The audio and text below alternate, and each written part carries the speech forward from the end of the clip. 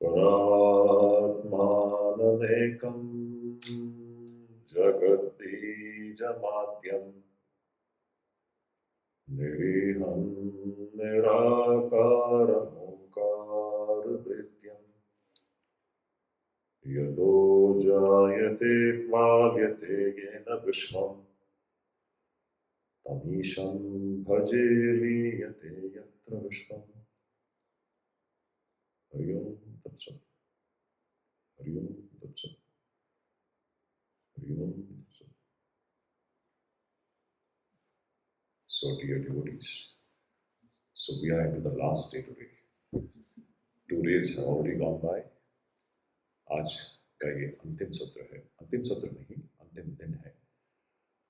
तो इस सवेरे के इस 2 सत्र में हम लोग प्रयास करेंगे कि इस विषय को खत्म कर दें, और दोपहर के बाद के सत्र में आप लोग कुछ जो भी आपके मन में प्रश्न हो तो अपना प्रश्न कीजिए और मैं उसका उत्तर देने का प्रयास करूंगा। अब कल हमने क्या पढ़ा था, उसमें मुख्य विषय था यह जो कारण शरीर क्या है। इसी कारण शरीर को हम लोग माया कहते हैं। और माया क्या चीज है? हम व्यवहार में तो इस शब्द का उपयोग करते रहते हैं, लेकिन यह बहुत कठिन ऐसा एक विषय है जो कि बुद्धि से समझा नहीं जा सकता, लेकिन हम लोग उसको अनुभव कर रहे हैं, सतत अनुभव कर रहे हैं। इस परमेश्वर शक्ति को ही हम लोग अनुभव कर रहे हैं, और ये अनुभूति का विषय है, लेकिन बुद्धि से इसको आकला नहीं जा सकता। ऐसा एक महा अद्भुत, इसीलिए शंकराचार्य जी अति सुंदर 2 शब्द का व्यवहार करते हैं कि ये महाअद्भुत है और अनिर्वचनीय है, अति सुंदर है। अब आगे बढ़ने से पहले, कल भी मैंने कुछ माया से संबंधित कुछ चीजें मैंने आपको बताई थी। थोड़ा सा स्वामी विवेकानंद के इस, मुझे अभी मैं सोच रहा था सवेरे, तो मुझे लगा कि उस विषय को आपके सामने रख देना चाहिए। बहुत महत्वपूर्ण है, कुछ चीजें हम लोग सीख सकते हैं।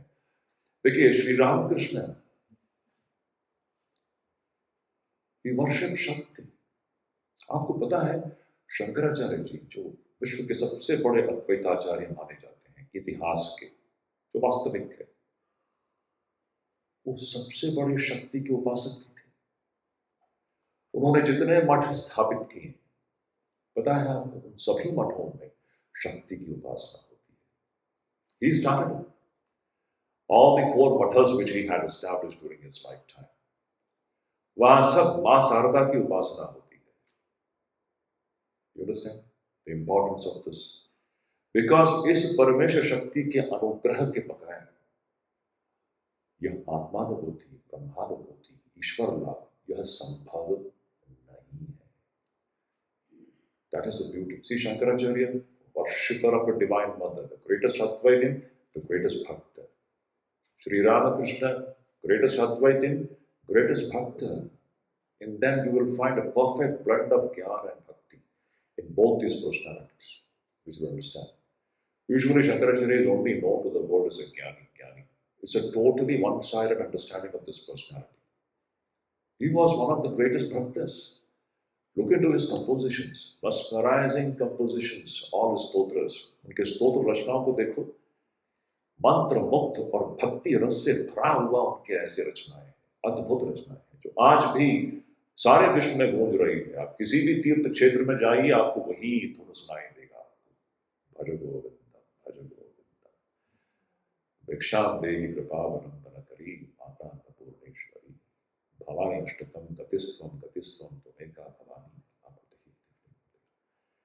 जिन्होंने ब्रह्म सत्यम जगत मिथ्या कह दिया है, लेकिन ब्रह्म सत्यम जगत मिथ्या ये अनुभव का विषय तब होगा जब इस परमेश्वर शक्ति का अनुग्रह हमारे ऊपर होगा। तो अनुग्रह is a very important point of spiritual life. Without this अनुग्रह कोई भी इस मार्ग पर सफल नहीं हो सकता। ये बहुत बड़ा सोचने की बात है। अब थोड़ा स्वामी विवेकानंद की ओर नजर डालते हैं।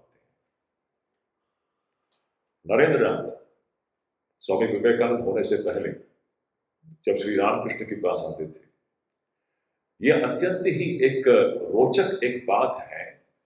स्वामी विवेकानंद एक ऐसे पर्सनालिटी हैं जो आज आधुनिक समाज के, आधुनिक काल के सबसे बड़े अद्वैत आचार्य स्वामी विवेकानंद आज के युग में। He is the greatest teacher of Advaita Vedanta. You know, there was a time in his life he was the hardcore opponent of Advaita. अद्वैत को मानते नहीं थे, अद्वैत अद्वैत का तिरस्कार करते थे, जो बाद में चल करके अद्वैत के सबसे बड़े प्रचारक बने। Interesting point. उसी तरह यही नरेंद्रनाथ एक समय उनके जीवन में ऐसा था जो इस शक्ति को मानते नहीं थे, काली को मानते नहीं थे। स्वामी विवेकानंद स्वयं कहते हैं, there was a time in my life I was the most hardcore hater of काली। ऐसे ही हैं उनके शब्द, I hated Kali from the bottom of my heart। Swami ji लिखते हैं, खुद लिखते हैं, there was a time in my life I used to hate Kali। सोच के देखिए कितना इंटरेस्टिंग पॉइंट है। He would not accept। और वही नहीं, जो भी काली के सामने जाकर के सर झुकाएगा या नतमस्तक होगा, वो उसको भी डांटते थे और नाराज हो जाते थे।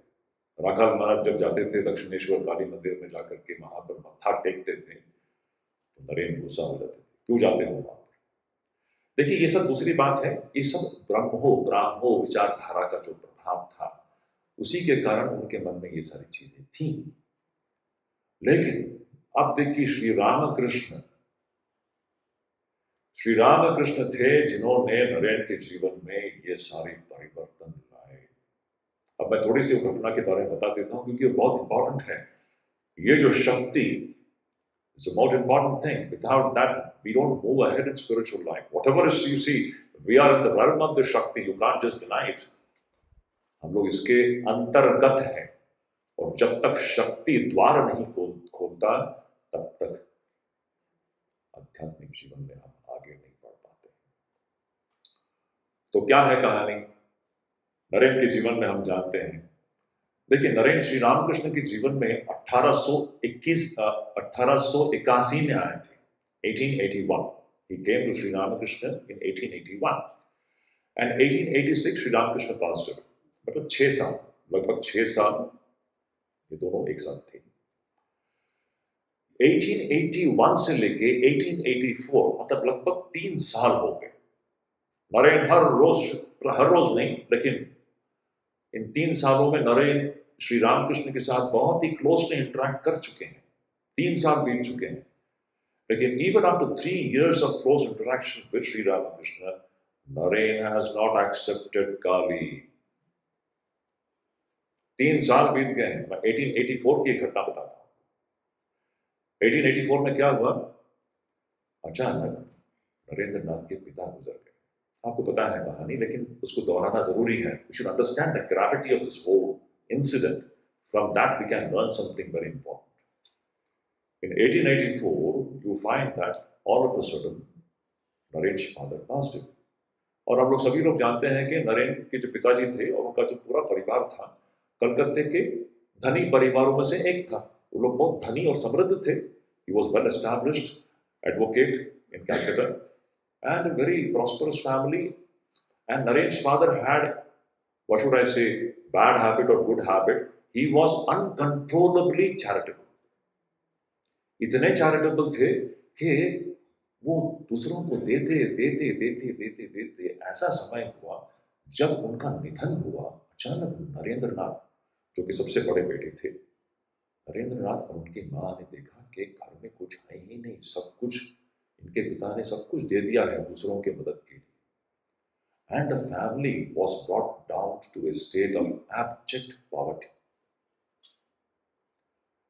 इस परिवार की दशा ऐसी हो गई कि अत्यंत ही गरीब हो गए थे वो लोग।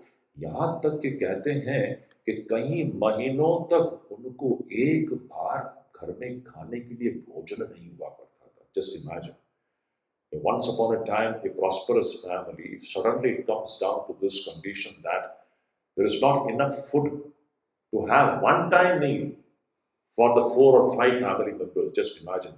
Naren used to see his mother and sister and brothers literally going without food for several months together. This was the condition. I am asking you this question, dear devotees. If this happens to you, what will be your state of mind? It was the most testing time for Naren.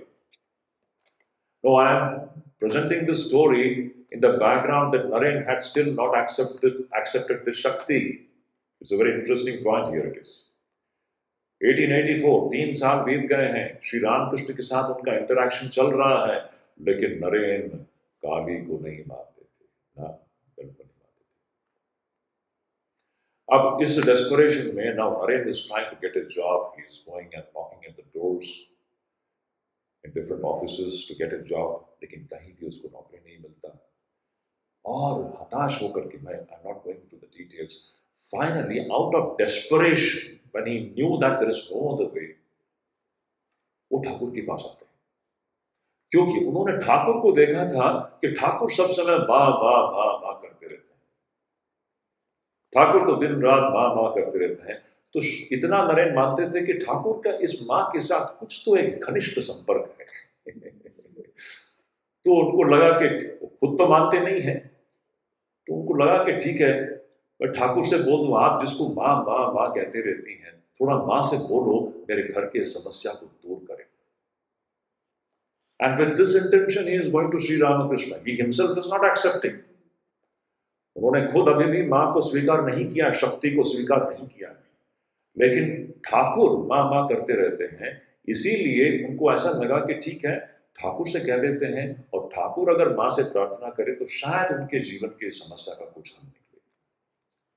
इस आशा से और इस विश्वास से नरेन श्री रामकृष्ण के पास जाते हैं और इस अनुरोध को उनके सामने रखते हैं। बहुत इंटरेस्टिंग है। आप देखिए श्री रामकृष्ण का response, it's worth learning, it should be written in golden letters. What is bhakta and what is भक्ति?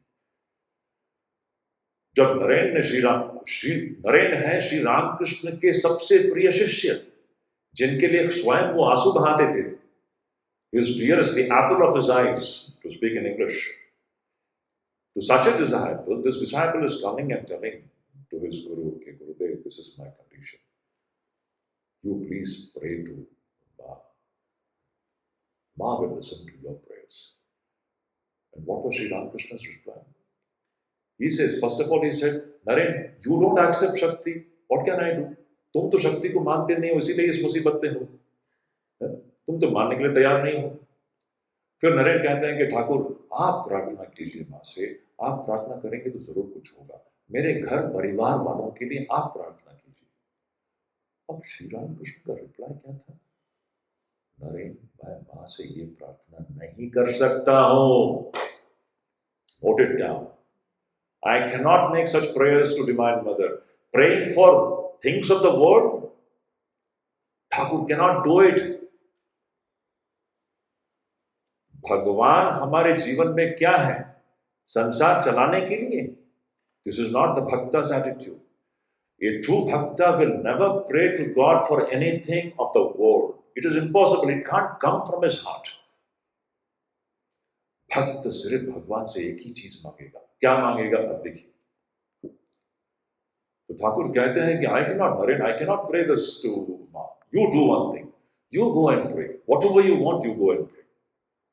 तुम जो भी माँ से प्रार्थना करना चाहते हो, तुम स्वयं जाओ। आज का दिन बहुत ही शुभ दिन है और माँ तो माँ बैठी हुई है, माँ वहां पर बैठी हुई है। आज का दिन बहुत शुभ है, तुम स्वयं जाओ मंदिर में, माँ के सामने खड़े होकर के तुम आज जो भी प्रार्थना करोगे वह सफल होगा, जाओ। तो नरेन गए माँ के सामने खड़े हुए, माँ को देख रहे हैं। थोड़ी देर के बाद वापस आए। ठाकुर ने पूछा, क्या नरेन प्रार्थना कर लिया? तो नरेन बोला, नहीं ठाकुर, नहीं किया। क्या हुआ? मैं भूल गया, मैं प्रार्थना नहीं कर पाया। अरे तुम तो इस प्रार्थना करने के लिए तो यहाँ आए थे ना, जाओ जाओ, दोबारा जाओ, जाओ प्रार्थना करो। दोबारा नरेन गए। थोड़ी देर के बाद नरेन वापस आए। क्या नरेन प्रार्थना हो गया है? नहीं ठाकुर, मैं प्रार्थना नहीं कर पाया, भूल गया। अरे क्या चल रहा है? जाओ और एक बार जाओ। इस प्रकार 3 बार हो गया, नरेन स्वयं प्रार्थना नहीं कर पाया। और इस विषय में नरेन बाद में, after he became Swami Vivekananda, he remembering this incident and is telling what happened on that day. Even he could not pray for any worldly things. See, just imagine his family is in abject poverty in the most difficult condition, but he could not pray to God that save my family. You understand what is bhakti? Is bhakti easy?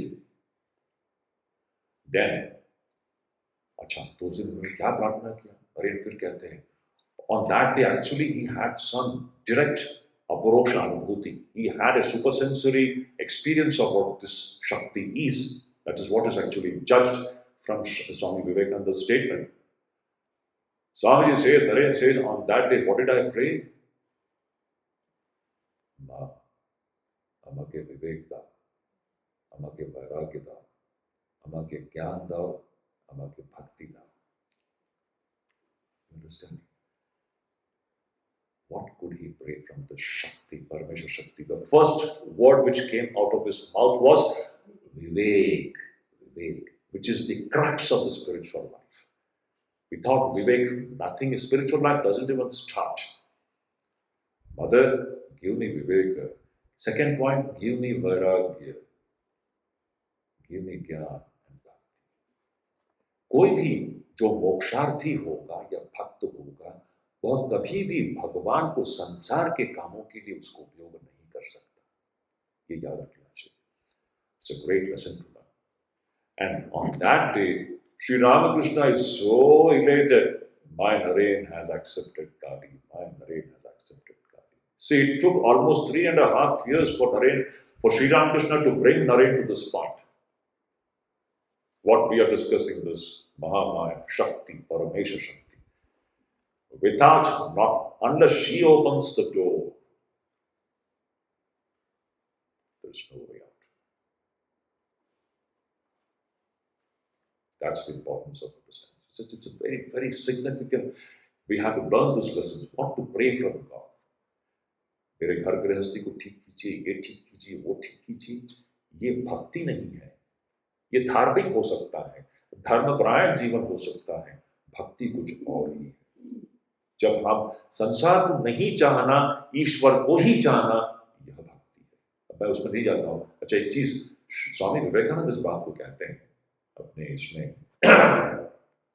एक जगह पर वो कहते हैं. वैसे तो भक्ति की कई व्याख्या हैं, कई डेफिनेशंस हैं. स्वामी विवेकानंद के मत से सबसे सुंदर डेफिनेशन ऑफ भक्ति क्या है?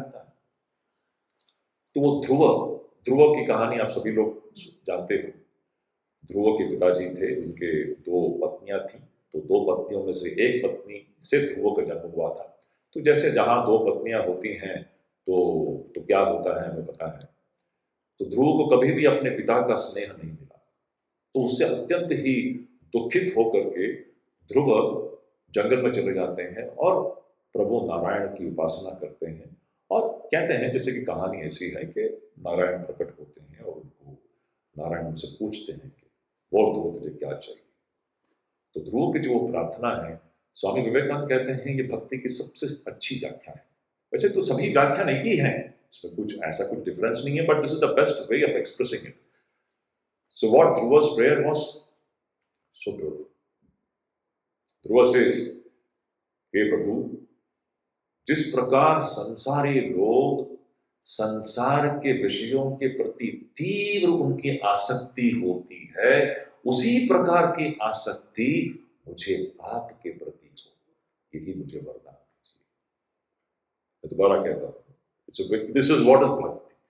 जिस प्रकार संसारी लोग कैसे होते हैं? मेरा धन, मेरी संपत्ति, मेरी पत्नी, मेरा पति, मेरा बच्ची, ये वो, क्या आसक्ति, कितना प्रगाढ़ उनकी आसक्ति होती है. कहते हैं प्रभु उसी प्रकार की आसक्ति मुझे आपके प्रति. स्वामी विवेकानंद कहते हैं यह भक्ति है. श्री रामकृष्ण कहते हैं जिस प्रकार बच्चे को अपने मां के प्रति स्नेह होती है, जिस प्रकार कोई लोभी व्यक्ति को अपने धन के प्रति आसक्ति होती है, जिस प्रकार एक सती पतिव्रता पत्नी को अपने पति के प्रति आसक्ति होती है, इन तीनों आसक्तियों को जोड़ो, अगर उसको ईश्वर की ओर ले जाए तो आपको भगवान लाभ हो जाएगा. कहते हैं कि नहीं? ये सब ठाकुर की बातें, श्री रामकृष्ण की बातें. तो सब में आप देखोगे there is a shift from one side to the other side. It's a very important thing to know. Unless the shift takes place, there is no progress in spiritual. इसी विषय में देखिए कुछ कुछ बातें मेरे मन में आ रही हैं, मैं उसको बाद में उठाऊंगा. Now this I wanted to just keep before all of you this beautiful incident from Swami Vivekananda's life, from which we can draw beautiful conclusions of what spiritual life is. We should be very clear about all devotees of Sri Ramakrishna, devotees in general. What devotees of Sri Ramakrishna? भक्त तो भक्त है, उसका एक ही लक्ष्य है ईश्वर. वो संसार नहीं चाहता, उसका प्रेम ईश्वर के लिए है. ईश्वर के प्रेम से उसका हृदय गदगद है. ये भक्त का लक्षण है. वो संसार नहीं चाहता. संसार के लिए ईश्वर को उपयोग में लाना ये भक्ति नहीं है. ये भक्ति सा दिखता है लेकिन भक्ति नहीं. असली भक्ति इस प्रकार है. अब देखिए हमने कल देखा इस प्रकार तो यहां पर शिष्य ने गुरु के सामने 7 प्रश्न रखे थे. पहला प्रश्न क्या था? बंधन क्या है. दूसरा प्रश्न क्या था? ये बंधन आया कहां से. तीसरा प्रश्न था ये बंधन हमारे जीवन में कैसे यह चलती रही है, how was it continuing. And चतुर्थ प्रश्न था कि बंधन से हम कैसे मुक्त हो. सो गुरु पहले चतुर्थ प्रश्न को पहले लेते हैं कि बंधन से मुक्त कैसे हो. सो बंधन से मुक्त कैसे हो ये हमने देख लिया. क्या है उसका मुख्य मुद्दा? वैराग्यम अत्यंतम अनित्य वस्तुषु, है कि नहीं. इस वैराग्य के बगैर संभव नहीं है. Let us make this very point very clear. और हमने देखा विराग क्या है और राग क्या है. ये राग ही है हमारे सारे समस्याओं का मूल. राग का मतलब है deep attachment. Attachment for that which is mithya. Attachment for that which is mithya is the root cause of all the sufferings we have in life. So instead of raga we have to have virag. virag का मतलब क्या है? जो राग का उल्टा है उसी को वैराग्य कहते हैं. It's the most important development to take place in a spiritual aspirant's life. Without this viraga, this is not possible. आज सवेरे ही मुझे किसी ने WhatsApp में एक मैसेज भेजा. I'll just read it out. Very good. Certain points. WhatsApp में बहुत से बेकार मैसेज में कभी कभी अच्छे मैसेज भी आते हैं. ऐसा भी है. मैं आपको पढ़ता हूँ, उस पर देखिए क्या कहते हैं. अब ठाकुर, ये श्री रामकृष्ण की बात है. ओके, श्री रामकृष्ण का कथामृत है, मैं उसको पढ़ लेता हूँ. देखिए, see the beauty of it. Certain things have to be clarified. I'll just touch upon those points. Shri Ramakrishna कहते हैं विवेक वैराग्य होवा बड़ो कठिन. Every sentence is very important. See, nothing is easy in life. Who says the spiritual life? Spiritual life is not easy. Why it is not easy? No, because we have deep attachment. That's why it is difficult. If you don't have attachment, it is easy actually. It is both easy and difficult. And let me make this part very clear. Spiritual life is difficult as well as easy. For those who have vairagya in sufficient measure, it is super easy. Krishna says in his Bhagavad Gita, तस्याहम सुलभ पार्थ नित्य युक्तस्य योगिना. उसके लिए तो मैं सुलभ हूं, लेकिन उसका उल्टा जो होगा उसके लिए मैं बहुत कठिन. It is easy as well as difficult. What makes the spiritual life difficult?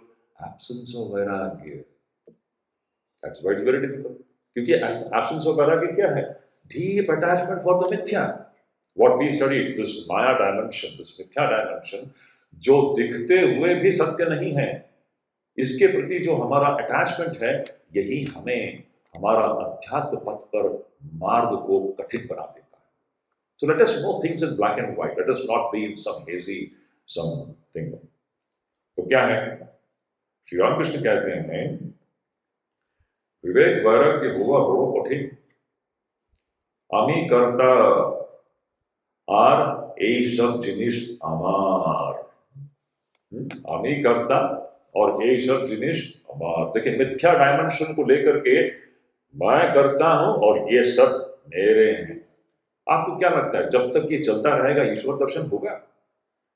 किसी का हुआ है आज तक? ये मैं और मेरा जब तक चलता रहेगा, ये मैं और मेरा तो इस मिथ्या डायमेंशन को लेकर के ही तो है ना, जो स्वप्नवत है, इसके प्रति इस प्रकार का अगर अटैचमेंट जब तक रहेगा, कहां से ईश्वर दर्शन होने वाला है? तो श्री रामकृष्ण कहते हैं, আমি कर्ता আর এই সব জিনিস আমার, এই বোধ সহজে যায় না, এই बोधটা সহজে যায় না, ये जो एटीट्यूड जो है ना, इतनी आसानी से नहीं जाती। मैं और मेरा, मैं और मेरा, मैं और मेरा, हमारा सारा जीवन तो मैं और मेरा में अटका हुआ है। फिर वो कुछ उदाहरण देते हैं, देखिए ये ऐसा जो मैं मेरा करने वाला व्यक्ति ही संसारी का मतलब और कुछ नहीं है। संसार में रहना इज नॉट द थिंग। ये श्री रामकृष्ण बार बार कहते हैं, संसार में रहना is not the problem, but don't become a संसारी। नाव को पानी में होना चाहिए, पानी नाव के अंदर नहीं होना चाहिए, है कि नहीं? The boat should be in the water, but the water should not be in the boat. There is no problem if the boat is in the water. We are all living in the samsara. Even the sannyasi is living in the samsara. But sannyasi is a person who will not allow samsara to enter into the mind. That is the secret of life. तो यहाँ पर श्री रामकृष्ण कहते हैं कि ए बोध सहजे जाए ना। একজন ডেপুটি, एक ऑफिसर की बात कर रहे हैं जो उनके पास आते हैं, একজন ডেপুটিকে দেখলো 100 টাকা मायने। उस जमाने में 100 रुपए कमाते थे, सोच लीजिए, 1880, तो बहुत बड़ा रिच आदमी है। 100 टाका मायने, every year is earning 100 rupees. ईश्वरीय कथा होच्छे, सत्संग चल रहा है, वो भी बैठा हुआ है, डेप्यूटी बैठा हुआ है जो 100 रुपया कमाता है साल पे, तो सत्संग चल रहा है। तो ठाकुर बोल रहे हैं, जो ईश्वरीय कथा होच्छे সেই দিকে একটু मन दिले ना। उसका मन, यहाँ सत्संग चल रहा है लेकिन मन तो उसका पूरा मैं मेरा संसार नहीं पड़ा हुआ। देखिए ये सब संसारीपन का ये सब लक्षण है। हमारा मन कहाँ है? हम सत्संग में बैठ करके भी हमारा मन जो है कहीं और है। कहाँ है? पैसे में, धन में, परिवार में, वहां पर ही अटका हुआ है। तो कहते हैं, দেখুন 100 টাকা মাইনে ईश्वरीय कथा হচ্ছে, সেই দিকে মন একটু দিলেন না। একটা ছেলে সঙ্গে করে এনেছে, उनका एक बेटा है, बच्चे को भी साथ में लेके आया ताकि एक बार এখানে বসায়, একবার সেখানে বসায়। सत्संग होच्छे, संगे छेले के निये आसছে, छेले এখানে বসায় ওখানে বসায়, उसका मन पूरा उसी में है। भगवान में कहाँ मन रहता है? देखिए बहुत वेरी सिग्निफिकेंट पॉइंट, भगवान में मन कहाँ रहता है व्यक्ति का? फिर कहते हैं, একটা ছেলে সঙ্গে করে এনেছে তাকে একবার এখানে বসায়, একবার সেখানে বসায়, আর একজনকে আমি জানি, और एक व्यक्ति की बात कर रहा है, একজনকে আমি জানি, नाम করবো না। ठाकुर बोल रहा है, एक है, उसका नाम नहीं लूंगा, सुनोगे क्या है, नाम करबो ना। जप कर तो खूब। हाँ, अभी देखिए वेरी इंपॉर्टेंट पॉइंट, सिर्फ जप करने से होता है क्या? जान लीजिए आप, ठाकुर बोल रहे खूब जप कर दो, जप कर तो खूब, किंतु 10,000 টাকার জন্য মিথ্যা সাক্ষী দিচ্ছিল। 10,000 रुपए के लिए उसने he has given a false witness in a certain case। अच्छा, why does a person give a false witness for the sake of 10,000 rupees? Deep attachment for money। आप कितना भी जप कर लीजिए, जब तक इस मिथ्या चीज के लिए आपके मन में अटैचमेंट है, that jap is not going to take us anywhere।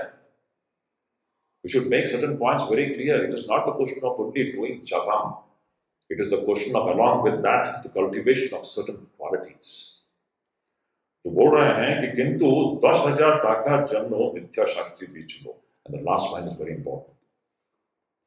তাই বলছি, विवेक वैराग्य होले संसारे देव ईश्वर लाभ होय। विवेक वैराग्य होले संसारे থেকেও ईश्वर लाभ होय। तार माने कि विवेक वैराग्य ना থাকলে হবে? विवेक वैराग्य থাকলে संसारे থেকেও ईश्वर लाभ হবে। obey. So what is the precondition? What is the precondition? Vairagya. What is Shankaracharya saying here is mokshasya prathamo hetu nigatyate vairagyam atyantam anitya vastushu. See, connect the dots. These teachers, they don't speak anything new. It's an eternal principle. What do you mean by viraga? Let us make these points very clear. It's very good we have to. Somebody has sent this. I like this message so beautiful. It's a very timely. I thought I should tell this to you. What you know. अच्छा बताइए हम लोग संन्यास की बात कर रहे हैं. अब संन्यास शब्द यूज करते सभी लोगों को डर लगता है ना? एक्चुअली डरने. अच्छा, शंकराचार्य जी बार बार बोलते रहते हैं सन्यासी को ही ईश्वर लाभ होगा. ये पॉइंट गलत है या सही है बताइए. 100% सही है. Sannyas is the precondition for ईश्वर लाभ. Now see the fun of it. Problem क्या है पता है? हम लोगों ने सन्यास को सिर्फ एक ढंग से समझा है. हमको सन्यासी का मतलब क्या लगता है? जिसने घर छोड़ दिया है और जिसने गेरुआ पहन लिया. Yes, this is one thing, one way to understand. सन्यास दो प्रकार का होता है. ये बात श्री राम कृष्ण भी कहते हैं. One is external and other is internal. एक बाह्य सन्यास है, एक अंतर सन्यास है. बहुत कुछ लोग ही होते हैं जो दोनों करते हैं, बाह्य सन्यास और अंतर सन्यास. लेकिन अंतर सन्यास जो है, it is meant for everybody. Without that antar sannyas, no one can realize God. Now let us try to understand what is the meaning of sannyas. I think I have touched upon this point yesterday. Make this point very clear. What is the meaning? हम कुछ wrong ideas, कुछ negative connotations, संन्यास शब्द से हम डरते हैं. नहीं, डरना नहीं है. That is the precondition of it. What do you mean by sannyas? The term sannyas means samyak nyas. Samyak nyas means properly giving away. Giving away what? Shankaracharya repeatedly mentions this point. What have we to give up? Give up desires, give up desires, give up desires. Giving up desire is sannyasa. Any human being who has given up all desires for the mithya dimension, no matter whether he is married or unmarried, that person is internally a sannyasi. You understand? Just imagine a mind which has got no kamana for things of the world. That is sannyasa. You don't have to wear geruva for it. Now see the interesting point of. आप मुझे बताइए, हम कथामृत पढ़ते हैं. Actually, Sri Ram Krishna बड़े चालाक हैं. He is very clever. Without using the term sannyasa, he is continuously talking about sannyasa only. आप मुझे बताइए कथामृत के हर पन्ने में श्री राम कृष्ण क्या कहते हैं? He is asking us to give up, give up, give up. What give up? Kam and kanchana. Giving up kam and kanchana is sannyas. Write it down. संन्यास और कुछ नहीं है. इस काम और कांचन को छोड़ना ये संन्यास है. कहीं भी श्री राम कृष्ण ने कहा है कि काम और कांचन चलता रहे और आपको ईश्वर लाभ होगा? कहीं भी मेंशन किए हैं? असंभव है. इस काम और कांच का जो त्याग है यही संन्यास है. गेरुआ पहनने की बात नहीं है. This everybody has to do it. Now you can go. Thakur कहते हैं मोड़ घूरिए दाव. उनका हर उपदेश देखिए. मोड़ घूरिए दाव माने कि from one direction turn and give it in another direction. This is sannyas. Means you are giving away the mithya dimension and you are moving towards that which is satyam. This is sannyas. Internal sannyas. Shri Ram Krishna और एक बहुत सुंदर एक उदाहरण देते हैं. देखिए ये सब हम लोग कभी ध्यान नहीं देते हैं इसके ऊपर. ठाकुर कहते हैं हर गृहस्थ को, हर पति पत्नी को 1 या 2 बच्चे होने के पश्चात भाई और बहन की तरह रहनी चाहिए. कहते हैं कि नहीं?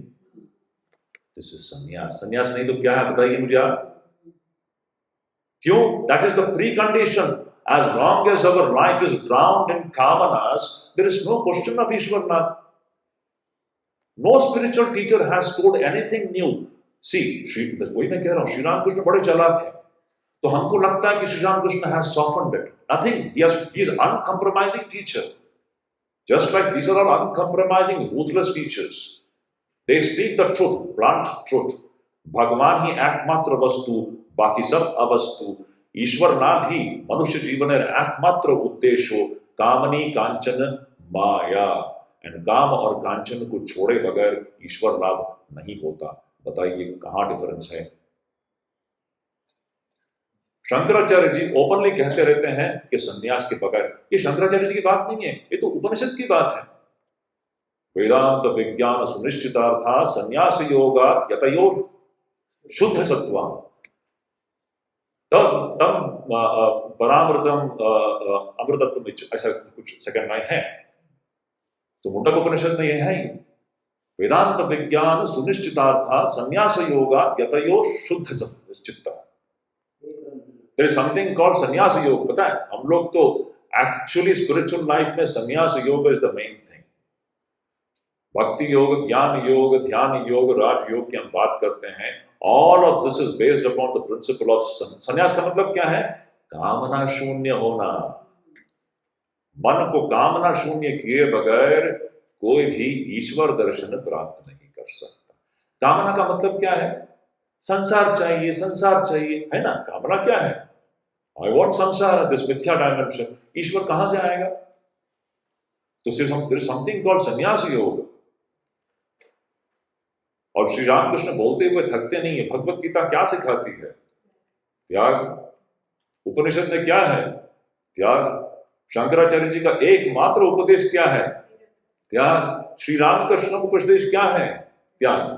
कुछ लोग बाह्य त्याग भी करते हैं, अंतर त्याग भी करते हैं, लेकिन अंतर त्याग सबके लिए मस्ट है. उसमें गृहस्थ और सन्यासी का भेद नहीं है.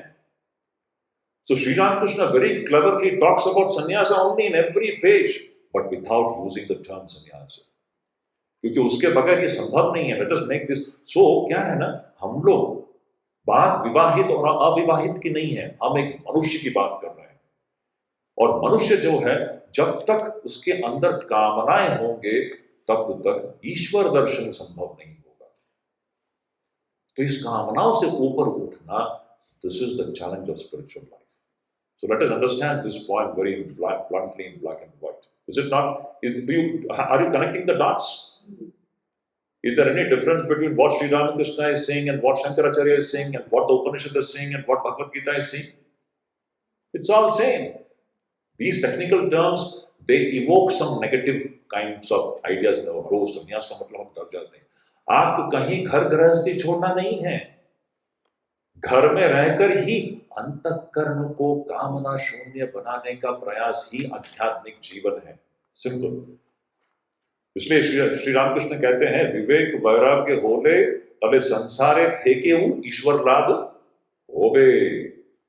विवेक और वैराग्य अगर हो तो फिर हम जहां हैं वहां रह कर भी ईश्वर लाभ क्यों नहीं होगा. लेकिन विवेक और वैराग्य के अभाव में नहीं होता. नहीं होता. आप कितना भी जप कर लीजिए. ठाकुर एक बहुत सुंदर उदाहरण देते हैं. वो कैसा है? 4 शराबी हैं. वो लोग शराब पी करके एक दिन शाम को उनको नदी के उस पार जाना है. तो जाकर के एक नौका में बैठ जाते हैं और वो नौका को चलाना शुरू कर देते. They begin to row the boat and they are rowing the boat and rowing the boat. लेकिन शराब पिए हैं ना, उनको समझ में नहीं आ रहा. सारा रात उन लोगों ने रो करके सवेरे उठ के देखते हैं बिल्कुल वहीं है, 1 इंच आगे गए नहीं. बहुत सुंदर and very significant. This are all beautiful illustrations coming from Shri Ramakrishna talking about the same thing. क्यों नहीं गए? एक स्टेप आगे नहीं गए. क्यों? Because the boat is anchored. Now you may keep on doing japam, but as long as you're deeply attached to the things of this world through Maya and Hera, we won't make 1 inch progress in spiritual life. This is literally, it happens in our lives. So that spiritual journey, going ahead in the direction of God, that happens only when you unanchor the boat. That unanchoring is sannyasa. संन्यास मतलब छोड़ देना और कुछ नहीं. संन्यास को हम घबराते हैं, गेरुआ पहनना नहीं है, लेकिन छोड़ना तो पड़ता ही है. छोड़े बगैर ईश्वर को लाभ क्या करेंगे? कोई किया है आज तक? इस मिथ्या जगत को छोड़े बगैर, छोड़ना it's not physically giving up, it's all mental, it's all internal. So that has to be developed. Without that, there is no progress in spiritual life. It's a very important one. So anyway, so we have seen now yesterday कि अनात्मा क्या है हमें देखा. तो अनात्मा के इस डिस्कशन में पहला स्थूल शरीर आया, फिर सूक्ष्म शरीर आया, फिर कारण शरीर आया. ये कारण शरीर है माया. ये जो भी हम देख रहे हैं ये माया से सृष्ट ऐसी एक महाद्भुत अनिर्वचनीय ऐसी एक अनुभूति है जिसके विषय में हम यह नहीं कह सकते कि यह सत्य है, जिसके विषय में हम यह नहीं कह सकते कि झूठ है. ये महाद्भुत अनिर्वचनीय है, लेकिन ये इसको पार किए बगैर ईश्वर की अनुभूति नहीं होती. You have to transcend the maya. Unless she opens the door, there is no way. So this whole thing, this world which we are experiencing, ये जो विश्व प्रपंच हम लोग जो अनुभव कर रहे हैं, this whole thing is anatma. This is not the atma. But that which is left will be atma. इससे जो भिन्न जो होगा, जो हमारा सत्य स्वरूप है, हम वो हैं, हम मायातीत हैं. सच्चाई में हम सभी लोग मायातीत हैं. अभी इसी क्षण हम लोग माया के अतीत ही हैं, लेकिन हम जान नहीं रहे हैं. नहीं जानने का मतलब ज्ञान नहीं हो रहा है, हम समझ नहीं पा रहे इस बात. But if you really investigate, you see something wonderful will begin to happen. We don't investigate, that is the problem. हम कुछ चीजें बस स्थूल स्तर पर हम करते जा रहे हैं, हम इन्वेस्टिगेट नहीं करते. Vedanta asks you to investigate, try to find out, go deep into your own self, find out who I am. मैं कौन हूं? मुख्य प्रश्न ये है, मैं कौन? क्या मैं स्थूल शरीर हूं? क्या मैं क्या सूक्ष्म शरीर हूं? क्या मैं कारण शरीर हूं? क्या ये सूक्ष्म, स्थूल और कारण ये सब अनात्मा है. इससे परे अजर, अमर, नित्य, शुद्ध, बुद्ध, मुक्त एक सत्ता है जो हमारा सत्य स्वरूप है, जिसको हम लोग आत्मा कहते हैं. Now see the sixth question. The sixth question was what is atma. उसका उत्तर देखिए गुरु क्या देते हैं. This is very important.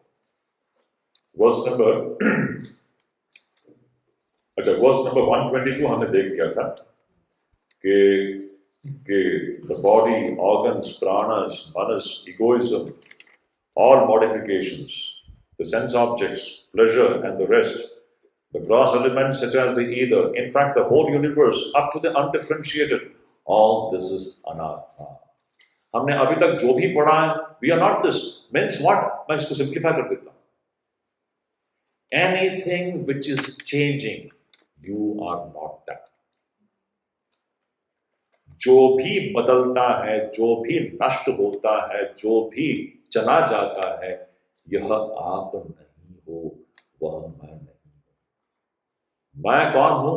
I am that unchanging, indestructible, immortal.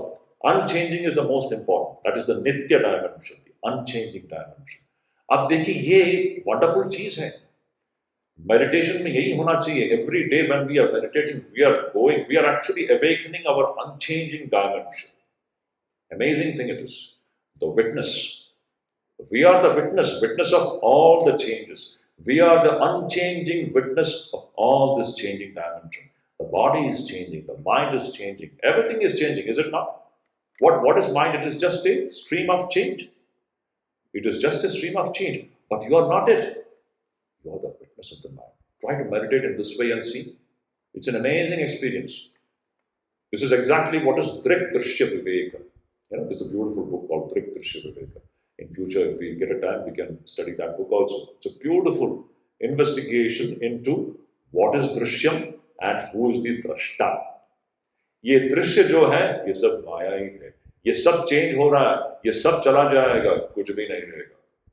लेकिन इसको देखने वाला जो दृष्टा है, असली दृष्टा, वह नित्य, शुद्ध, बुद्ध. हम वो हैं, हम ये नहीं. This is the simple truth. The same thing here Shankaracharya says. You see, he's saying, verse number 125.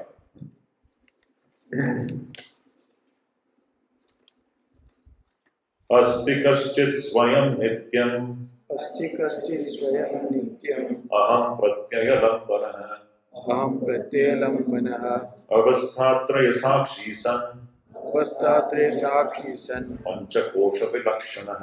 पंचकोशविलक्षणः. Every word is very important. Bhagavan says, अस्ति कश्चित्, एक सत्ता है, एक सत्ता है, अस्ति, अस्ति, अस्ति. It is not nasti, asti, it is there.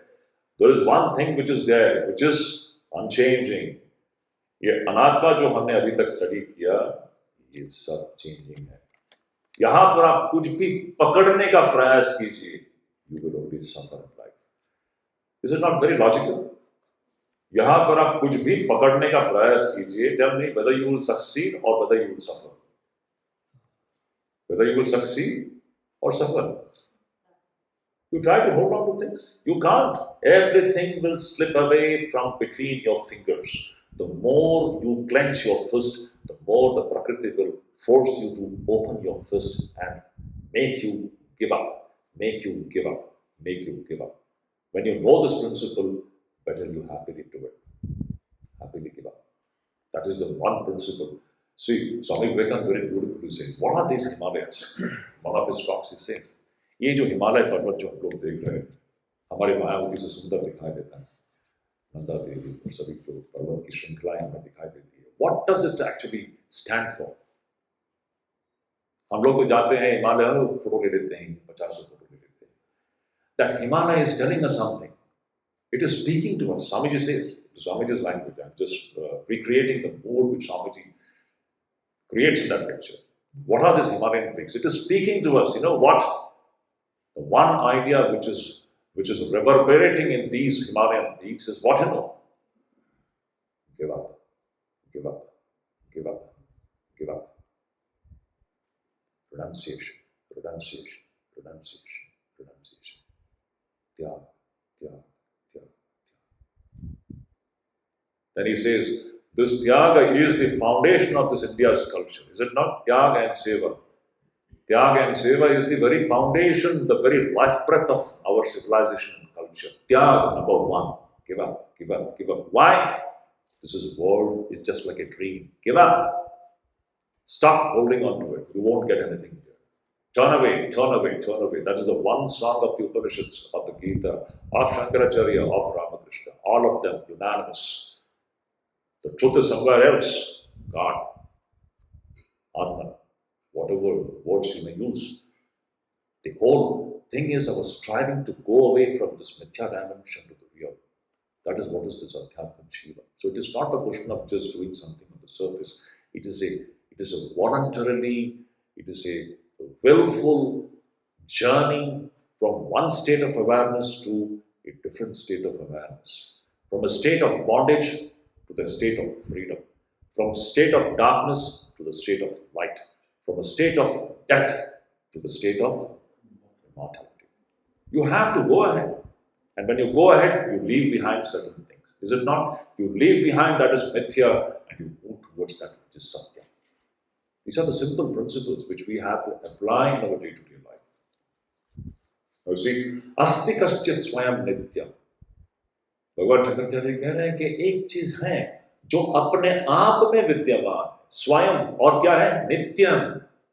वो कभी जाता नहीं है. अनात्मा तो सब जा रहा है, ये सब जा रहा है. शरीर चला जाएगा, सब कुछ, आपके धन संपत्ति, ये सब कुछ जा रहा है. यहाँ कुछ भी नित्य नहीं है. आप 1000 साल के बाद आएंगे तो ये कोई भी पर्वत यहाँ नहीं रहेगा. शायद 1000 साल पहले ये पर्वत यहाँ नहीं थी, आज है. आप 1000 साल के बाद आएंगे तो ये दृश्य कुछ भी नहीं रहेगा. 1 साल पहले ये आश्रम यहाँ नहीं था, 1000 साल के बाद ये आश्रम यहाँ नहीं रहेगा, ये चला जाएगा. कुछ भी नित्य नहीं है यहाँ, कुछ भी नहीं है. Everything will go away. Just 2 years back, this establishment was not here. Today it has come up. You think it is permanent? It will go away. It's only a matter of time. Everything will go away. Nothing is permanent. 1000 years a forest and 1000 years a city. Swami Vivekananda says, all those forests today have become cities, and these cities will again become forests. It is all changing. Everything will go. countries will come and go, civilizations will come and go, everything will come and go, everything will go away. Nothing is permanent here. But there is one thing which is permanent, Nityam. That is what is this Atma. So you say, Asti Kaschit Swayam Nityam. Aham Pratyaya Lambana. जो इस अहम प्रत्यय का भी आलंबन है या अधिष्ठान है, जैसे कि कल मैंने आपको बताया था, ये अहम प्रत्यय जो है सबसे सूक्ष्मतम, यह हमारे देहेंद्रिय संघात का सबसे सूक्ष्मतम हिस्सा है। अहम अहम अहम, it's the subtlest thing. So these are the things to be discovered in meditation. जो इस अहम प्रत्यय का भी अधिष्ठान है, means that is which is behind the aham pratyay. There is one unchanging entity. Starting from aham to the gross body, everything is changing. But just behind the aham pratyaya, there is one light of consciousness, which is what? Avasthatraya Sakshi, which is the witness of all the three states of human experiences. Avasthatraya क्या क्या है? आपको पता होगा? जागृत, स्वप्न, सुषुप्ति, अवस्थात्रय। इन तीनों अवस्था का साक्ष्य। देखिए, अवस्थात्रय ये दूसरा और एक अति सुंदर मुद्दा है वेदांत का। हम ये तीनों अवस्थाओं से हर रोज गुजर रहे हैं, जागृत, स्वप्न, सुषुप्ति से हर रोज हम लोग गुजर रहे हैं, हम लोग इसको अनुभव कर रहे हैं, लेकिन हम इसमें से कुछ भी नहीं है, हम इन तीनों के साक्षी हैं।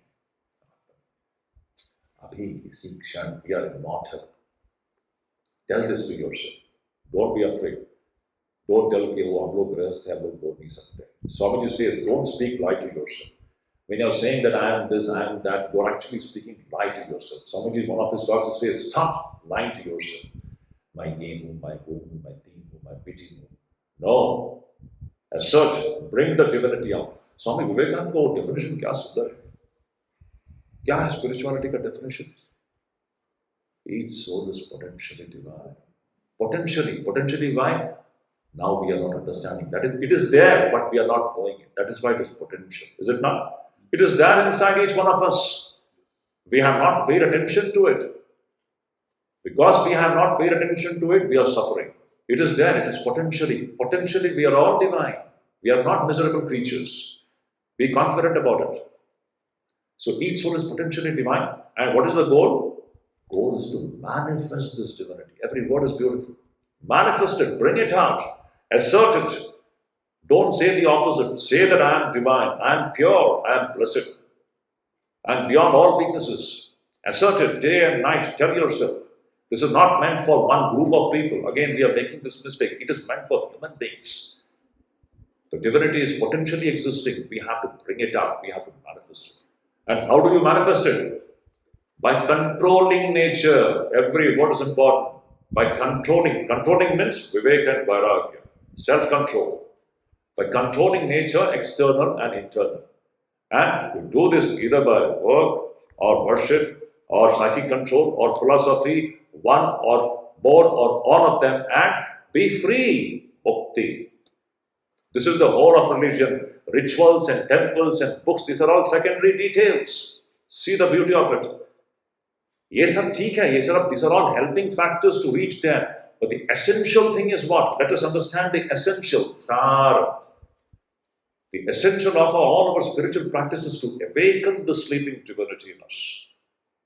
That is what all the Shastras do. When we study the Shastras and when we begin to put these things into practice, you will see this sleeping divinity will begin to awaken in our lives. It's a fact. It's a matter of experience. So you see, so avasthatraya sakshi san panchakosha vilakshana. ये आत्मा कैसा है? तीनों अवस्थाओं का साक्षी है और पांच जो हमारे जो कोश हैं उससे लक्षण। पांच कोश कौन से हैं आपको पता होगा? अन्नमय है, प्राणमय है, मनोमय है, विज्ञानमय है, और ये सब मिथ्या है। मिथ्या का मतलब सब चेंजिंग है और डरिए मिथ्या सबसे सभी को डर लगता है। प्रॉब्लम है हम लोगों ने ऐसा कुछ आइडियाज एसोसिएट कर लिया इन शब्दों के साथ। This are the plain truths and facts of life.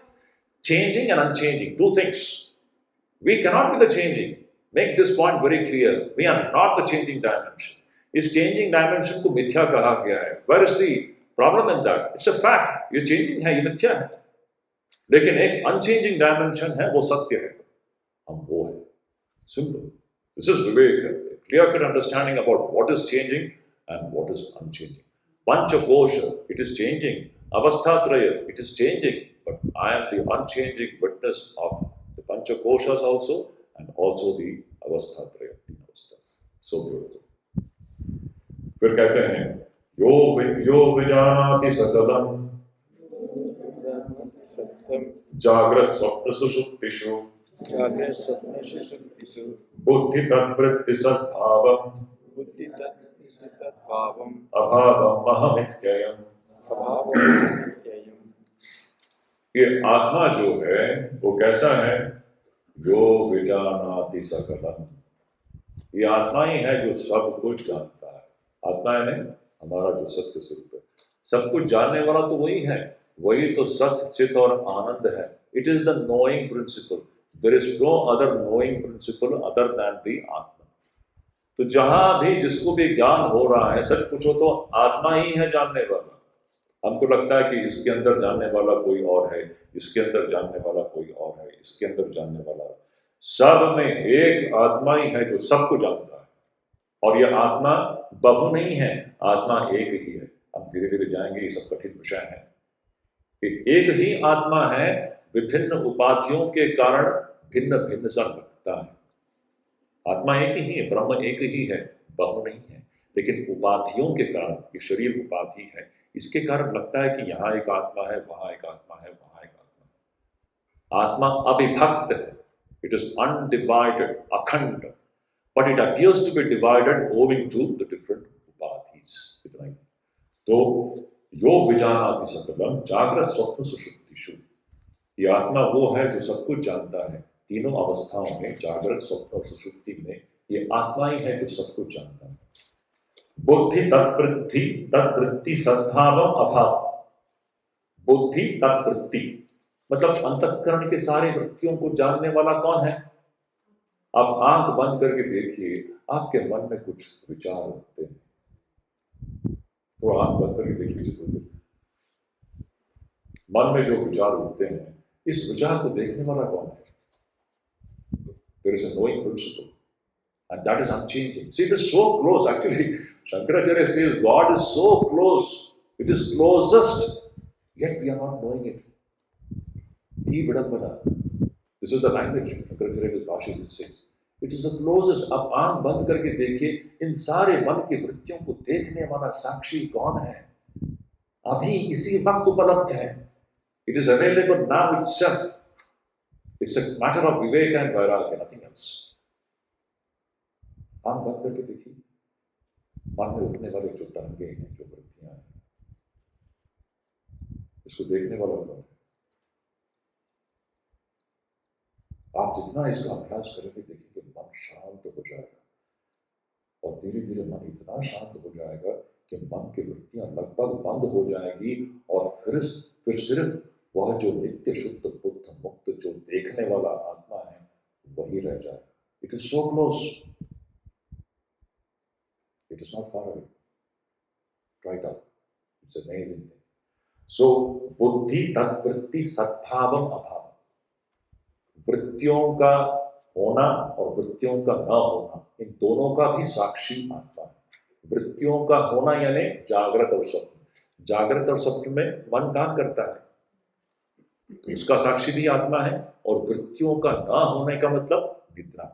निद्रा में मन की वृत्तियां होती नहीं है, उसका भी साक्षी आत्मा ही है. तो मन में वृत्तियां हो या ना हो, दोनों का भी साक्षी आत्मा है. ये सारी चीजें आते जाते रहते हैं, लेकिन आत्मा क्या है? नित्य शुद्ध बुद्ध मुक्त स्वभाव. हम वो है. So we can come after tea. We'll take it up.